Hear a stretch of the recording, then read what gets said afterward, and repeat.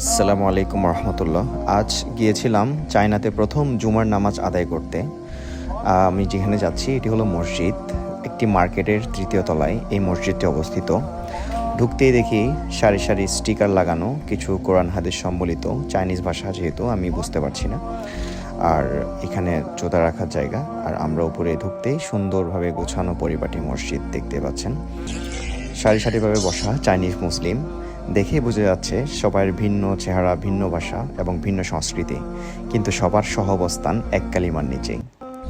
মসজিদের চারপাশে চোখ বুলিয়ে খুব চেনা মুখ না থাকলেও আসসালামু আলাইকুমের উত্তরটা শুনেই মনটা খুব প্রশান্ত হয়ে গেল। এবং এতে বোঝা যায় ইসলাম কোনো দেশ বা কোনো জাতিতে আটকে নেই, পুরো বিশ্বের প্রত্যেকটা কোণায়, প্রত্যেকটা জায়গায় ইসলাম ছড়িয়ে আছে। একটা জিনিস গভীরভাবে লক্ষ্য করলাম, মসজিদের ভিতরে পুলিশের যে প্রোটেকটিভ শিল্ড সেটি আর কয়েকটি লাঠি এবং কয়েকটি হেলমেট পরা, কিন্তু আমি জানি না এটি কেন রাখা হয়েছে। আর ইমাম সাহেবের চাইনিজ ভাষায় খুতবা দিলেও তার চোখের ভাষা বুঝে নিয়েছিল আমার মন।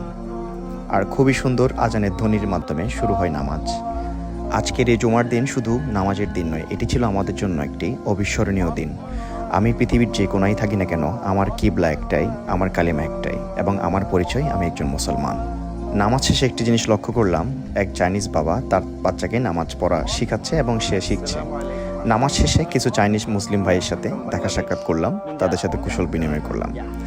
আজকের এই অনুভূতি সবার সাথে শেয়ার করলাম। সবাই বিষয়টা ভালো লাগলে অবশ্যই আপনার বন্ধুদের মাঝে শেয়ার করবেন। ধন্যবাদ, সবাই ভালো থাকবেন। আসসালামু আলাইকুম রহমতুল্লাহ।